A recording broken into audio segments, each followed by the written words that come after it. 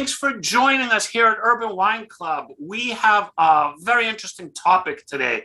I actually asked Foti a question, and we kind of got into a conversation which led to this topic, which I think a lot of people out there will find very interesting. Let me turn it over to the man himself, Foti Stamos. What's up, Foti? Ari, how are you? How's it going? Pretty good, pretty good. And, this is definitely something we need to touch on because it is an important part of making decisions when it's time to choose wine. Well, it's weird for me because I know I should be looking at this, but All right. I get confused because I don't know what it means. So tell everybody what we're going to talk about Well, first. let me ask you. We're talking about wine scores. So let me ask you, Ari, how often do you purchase wine based on, or not purchase wine based on a wine score if it's signified? If, very rarely. If I'm like really stuck between two bottles and I don't know which one to get, if one of them has a score and it's like a good score, then I'll be like, all right, I guess I'll lean that way. But it really doesn't affect me because, again, I know technically it's supposed to mean something and it's supposed to be Yeah. good, but I don't know much about it. So Okay. it doesn't Well, really affect me that much. next question for you. Have you purchased a bottle of wine with a high score only to be disappointed when you drank it? Oh, yes, many times. Well, that's exactly what we want to touch on, where we've gotten tons of emails and we've got tons of responses, interactions, where those that have purchased wines with high scores can't understand why they didn't like it. How Mhm. can I not like it if it has a high score? Well, that's what we got to break down. So, wine scores, Ari, were basically something that was developed many years ago as a signifier of the quality of the wine in its respected category. So um, we don't want to get too technical because we don't want to lose the whole meaning of the scores. But in essence, scores were out there pretty much to actually signify that in its respected category, quality wise, production wise, it scores high. It doesn't mean because it has a high score that you're going to fall in love with it. Yeah. Okay. So first and foremost, I would be looking for my chosen wine. And Yeah, within that, the score could potentially tell me some sort of quality of this wine. But it's right. not like, if I don't drink like, a cab and this cab has a high score, it doesn't mean I'm going to like it just because it has a high score. I have to be looking for a cab. And then if a cab has a high score, it means that it's a good quality, correct? Yes, it was produced with high quality, and depending on the requirements of that specific category, it met those or went above and beyond those expectations. Okay. So I And mean the score is not going to do anything for taste. no, and there's many critics out there, and there's plenty of authorities who are, judging wine. Some of the bigger and biggest authorities in the wine industry is Wine Spectator. Mm-hmm. They seem to be at the top. Robert Parker. Let's talk quickly about Robert Parker. It's actually Robert Parker who, back in the late '70s, who was an attorney, came up with this scoring system for wines. Oh, interesting. And what he was doing was he was tasting wines, reviewing wines, and then he would give them scores on a scale of to up to 100. But the scale started at 50. Ah, okay. Instead of zero. So what he's basically saying is that wines that are in the 50 range are unacceptable wines because quality was low.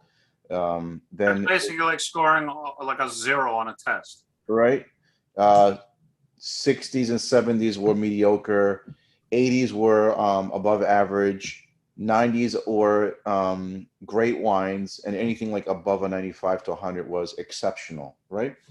So that system caught on, and at some point in time, a lot of consumers who were trying to get into wine were using the scale system, this points, the scoring system, to make their decisions. And as much as it was a great way to, to, judge the quality of wines, there was nothing else. Okay. As from a consumer standpoint, like how do you know, or what can you use as a tool? So it kind of became the standard based on the fact that there's just nothing else out there.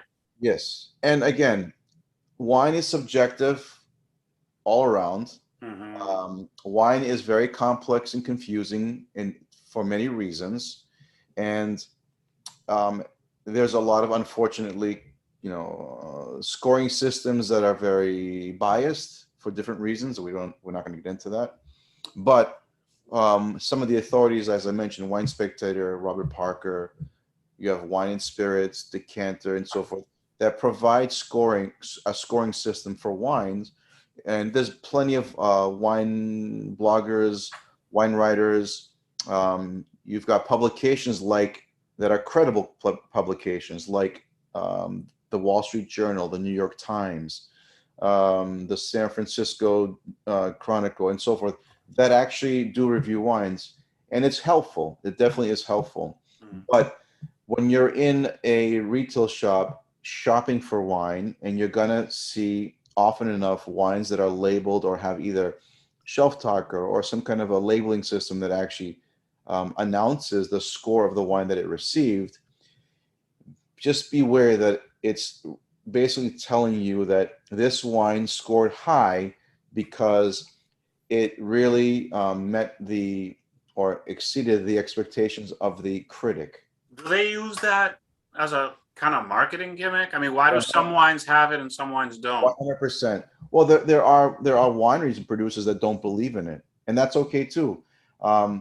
There are definitely plenty of producers who, are very proud of what they make, and know and are confident that they're producing wine of high caliber, that they don't need the rating system.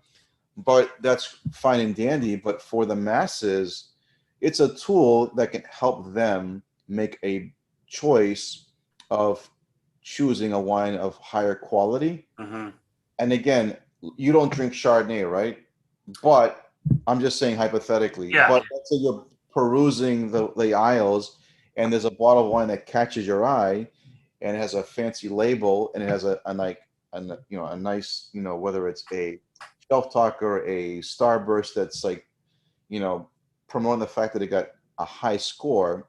You might purchase that based on that, take it home, pour a glass, and say, maybe I might like Chardonnay because it's got a high score, only to sip it and say, no, I still don't like Chardonnay.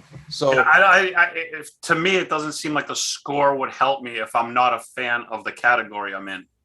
But let's reverse this. Let's say that you're a Chardonnay fanatic, you're a Chardonnay freak, and that's all you drink all the time. I'm a Chardonnay. A Chardonnay, and let's say that you're in you're in a wine shop, and that you're in the Chardonnay section, and there's a bunch of Chardonnays that look cool and interesting, and there's some that have like really cool scores. Then as a Chardonnay drinker, you might decide to choose a Chardonnay that was recently released with a high score, and you're going to try it because you're intrigued now. Like, I'm a Chardonnay drinker. What makes this Chardonnay score so high? So then you take it home and you find it interesting and can understand why it scored high. But again, for you and for me, it might be different. But let me ask you to kind of look at it from my point of view. The scoring system is not doing anything for taste. It's not. It's doing everything for how it's made, like the quality, Right. It's creating awareness to the average consumer that this bottle scored high because it met expectations of quality and product. Okay. So the taste is really not much to do. So if there's a high scoring wine that's within the category you like, it may be great, not necessarily something you'll like, If you're looking for that kind of thing. But if you're like a casual drinker that just wants to take a bottle home and enjoy, Right. the score system is not necessarily going to help you that much. No, Wine Spectator did a great job marketing that approach where, a lot of folks, believe it or not, a lot of consumers who are, getting or are into wine would actually wait for the scores that were released by Wine Spectator every year to make their purchases, right?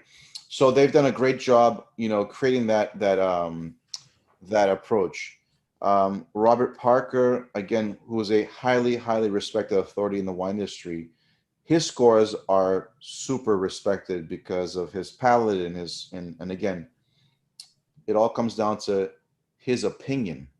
How about we release a scoring system based on taste?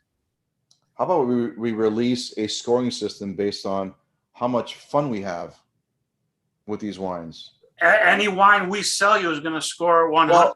Well, there are other authorities that have a different scoring system who have developed followers that. Well, I was going to say take like the four, what is it, 3-4 descriptions of wine. Like, is it bold or is it what is it, bold or soft?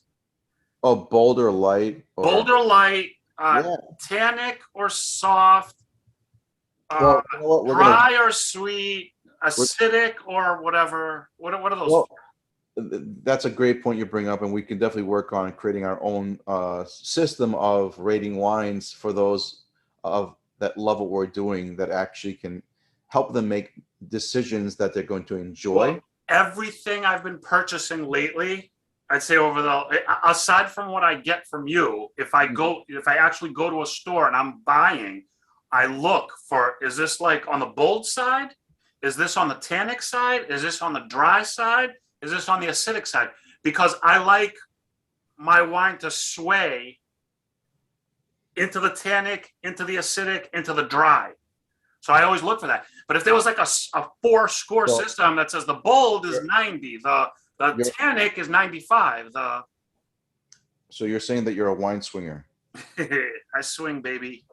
So yes, I mean, definitely. And that's why you're going to notice too, a lot of labels lately, and we're going to see more of this, are actually labeling their labels with descriptors that actually make it precise on what you're having.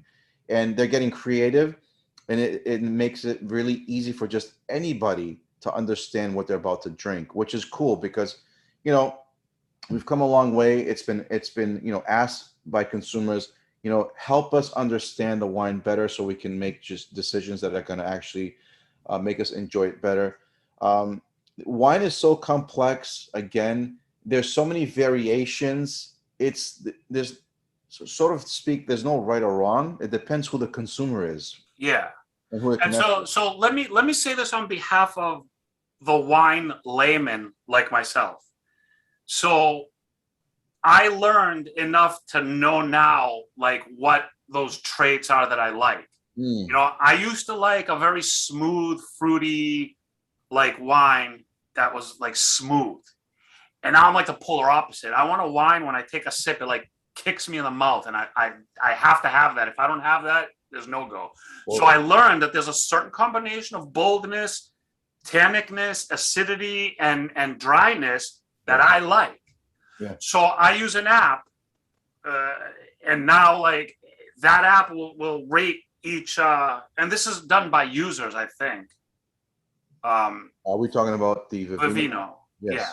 Yes. So it's all user generated information. Well, there you go. So whatever the case is, it helps me because score or no score, I'm not buying based on that. Right. But if I'm in the mood for like a cab, and I see one that's on the tannic side, I see one that's on the dry side, I see one that's on the acidic side, I know that's what I'm going to buy. Score or no score. Score or no score, which is showing you the evolution of the way that wines are being actually funneled into different communities. So there's a lot of wine communities where members now are recommending wine for each other, And like you just mentioned, Vivino has a huge wine community where actual individuals, not critics, actual everyday people are referring wines that they've enjoyed and using their personal experiences of why you should try it. Well, I mean, honestly, like the fact that I could snap a picture of a label and instantly get a readout is very useful to me. I don't know if it's to a professional, if it's gimmicky or whatever, but to somebody who's not like a wine expert like myself, I feel like it kind of helps me. I'll go back to this. Wine is super subjective. So, what a professional and authority claims that this is the best wine, you could take a sip of it and you might gag. Yeah. I'm just saying that's the way it is. But what we want to do is we want to actually let people know that just awareness, be aware that the scoring system is there for certain reasons. And again, it doesn't mean that you're going to actually have a better experience or you're going to like it, but it kind of gives you an idea of the fact that these wines are being presented to you with a high score because they were rated by an authority that feels that they are meeting expectations of quality. All right. I mean, that's fair. That's fair enough. Like I said, I think it's useful in certain ways. And if I'm completely stuck on two and one has like this high rating, I'll probably go with that one. Why not? Most likely. Right. Yes. So interesting. I've always known that the scoring system was something that means something, but it never really affected me. Right. It was really the only tool for a while, but now that we've become more evolved drinkers in this market, now that we have access to unlimited information online, now that there's a ton of apps that are actually out there that you can use to help you make a better decision, the scoring system is not as in demand as it once used to be. We should totally have a section on the Urban Wine Club app based on needs and desires and recommendations, like what people are looking for, what they like, and then recommendations based on those. We gotta do that. Well, let's start. Let's go back to the drawing board and come up with some ideas. Yeah, absolutely. All right. Well, very interesting because again, it was one of those things you see all the time, but I never really thought much about it. I see where it's useful and where it's I don't want to say necessity, but where it's something of value. Actually, now that you mention it, you want to know where the scoring system affected me the most? Where? Buying wine as a gift. Oh. I realized that if I'm buying a wine as a gift, I looked at the wines with the high scores more so than anything else. When I'm looking for myself, I'm looking specifically for certain traits. But when I'm buying for somebody else, I'm not looking for those traits, but I'm like, high score wine, they're going to like this. That's a very good point you just brought up, Ari. That's something that definitely now we should make it clear that, yes, how often now do you, factor in or value the score when it comes to buying it as a gift? Yeah. Me personally, I value the score a lot more when I'm buying as a gift. Because, if you're bringing a bottle of wine to a friend's house and it has a 95 plus rating, it's like, whoa, you got us a nice bottle of wine, buddy. Thank you. Or just let you know that Ari just didn't put much effort. He just chose the wine with the heart. Well, I mean, that's exactly how I want to do my shopping. Like, I don't want to think for 3 hours to get a bottle of wine. Give me a high-rated wine. I'm buying it. Right, so marketing at its best right there. There you go. So we're going to be drinking more wines of high rating from this point on. Is that what you're telling me? We'll be drinking more wine. That's for damn sure. Yes. But again, it's useful information. I think a lot of people out there probably take it for granted, like I did. But yeah, I mean, if you're into that marketing side of it, you want to know you're buying a quality wine. Yeah, use that score system. But if you're looking for a wine that you're going to like, that you're going to enjoy. You're going to go home and you're going to crack a bottle and sit down and relax and enjoy it. Make sure that the traits are there. And if it also has a good rating, more power to you. But don't base it off just the rating, in my opinion. Right.